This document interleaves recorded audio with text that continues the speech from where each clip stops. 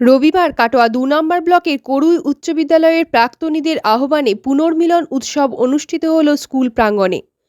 পুনর্মিলন উৎসব এইবার দ্বিতীয় বর্ষে পদার্পণ করল।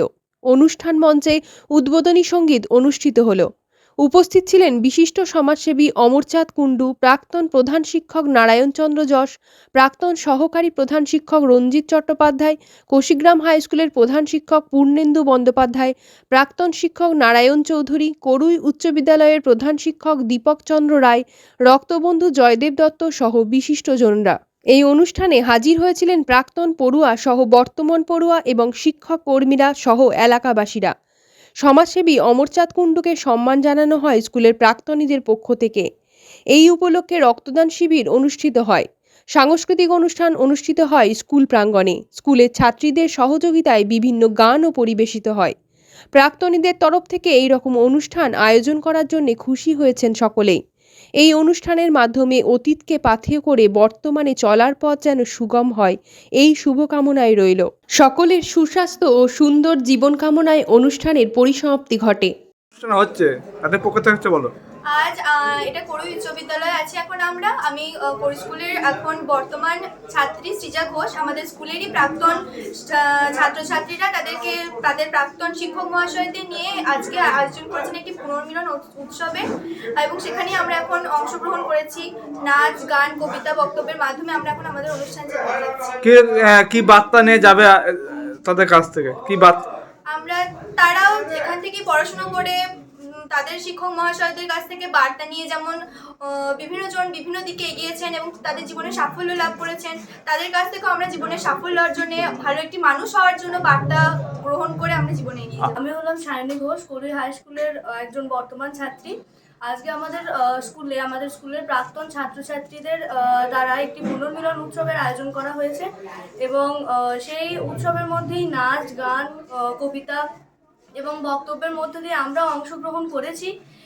এছাড়াও আমাদের স্কুলে একটি রক্তদান শিবিরের আয়োজন করা হয়েছে, যাতে আমরা অংশগ্রহণ করেছি, এবং সব কিছুর মধ্যে অংশগ্রহণ করে আমার প্রচুর ভালো লাগছে। কি বার্তা নেবে বা বার্তা দিল, বা কি কি ইচ্ছা আছে আগামীতে আমরা তোমাদেরও কিছু অনুষ্ঠান স্কুলে করানো? হ্যাঁ, ঠিক। আমাদের স্কুলের প্রাক্তন ছাত্রছাত্রীরা যেমন তাদের প্রাক্তন শিক্ষকদের নিয়ে পুনর্মিলন অনুষ্ঠান আয়োজন করেছে, ঠিক তেমনই আমরাও চাই যে তাদের কাছে বার্তা নিয়ে আমাদের প্রাক্তন ছাত্রছাত্রীদের দ্বারা এবং প্রাক্তন শিক্ষকদের নিয়ে একটি এরকম ধরনের অনুষ্ঠানের আয়োজন আরও করেছি।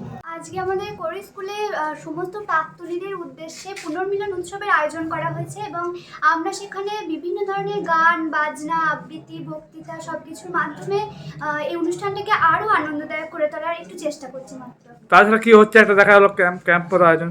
এখানে রক্তদান শিবিরেরও আয়োজন করা হয়েছে, অনেকজনে অংশগ্রহণও করছে। যারা চায় তারা অংশগ্রহণও করতে পারে, তাদের জন্য টিফিনের অনেক কিছু ব্যবস্থা আছে। কেমন লাগছে এই অনুষ্ঠানে অংশগ্রহণ করতে পেরে তোমার? খুব ভালো লাগছে যে আমাদের স্কুলের প্রাক্তন সমস্ত শিক্ষক শিক্ষিকা তাদের সঙ্গে দেখা হচ্ছে, মানে অনেকদিন দেখা সাক্ষাৎ ছিল না তাদের সঙ্গে। ভালো লাগছে, আমরা অনেক উপদেশ পাচ্ছি তাদের কাছ থেকে, অনেক ভালো লাগছে। তোমার নাম? সম্প্রীতি দে, বাড়ি করুই। সময় ব্যস্ত থাকা সত্ত্বেও আজ একটা অনুষ্ঠানে আসতে পেরে কেমন লাগছে? পুনর্মিলন বা প্রাক্তন ছাত্রছাত্রীদের? হ্যাঁ, ভালো লাগছে। ওনাদের আমন্ত্রণে এসেছি, এবং এলাকার প্রধান শিক্ষক বা শিক্ষকরা ওদের ভাবনা চিন্তা থেকে ভালো লাগছে। ওদের প্রাক্তন যারা ছাত্রছাত্রী আছে তাদের সাথে দেখেছে পুনর্মিলনের জন্য, তার সঙ্গে ব্লাড প্রেশার ক্যাম্পও করেছে। এটা আরও ভালো লাগছে। এই যে ভাবনা চিন্তা সমাজের কাজের জন্য যে ব্লাড প্রেশার ক্যাম্প সেটা করেছেন, এই জন্য সমস্ত শিক্ষক শিক্ষিকাদের আমার শ্রদ্ধা জানাই, নমস্কার জানাই। এর সঙ্গে আমাদের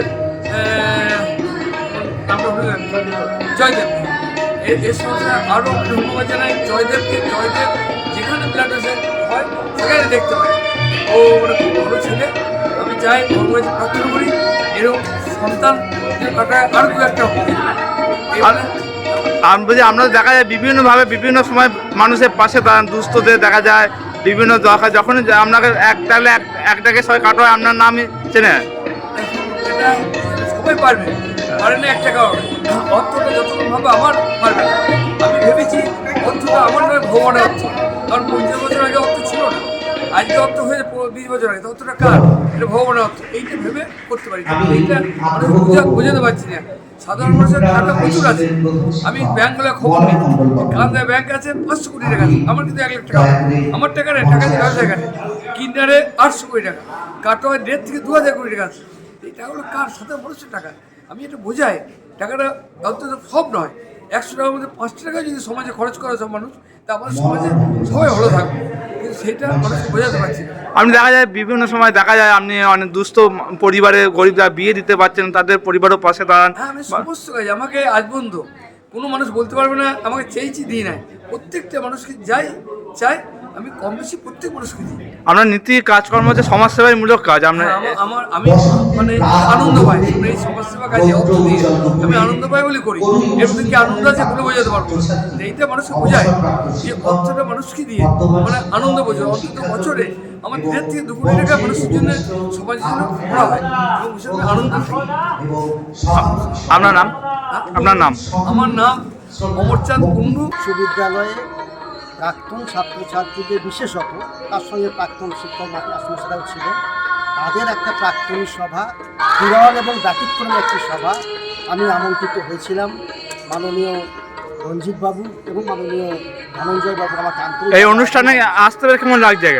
আমি আসতে পেরে আপ্লুত, অভিভূত এবং অভিভূত হলাম যে এই যে অশীতিপর মানুষগুলো এসে প্রায় 3-4 ঘন্টা বসে আছেন, তাদের জীবনের কথা, তাদের জীবন অভিজ্ঞতার কথা, তাদের জীবন সাধনা এবং যাপনের কথা বললেন।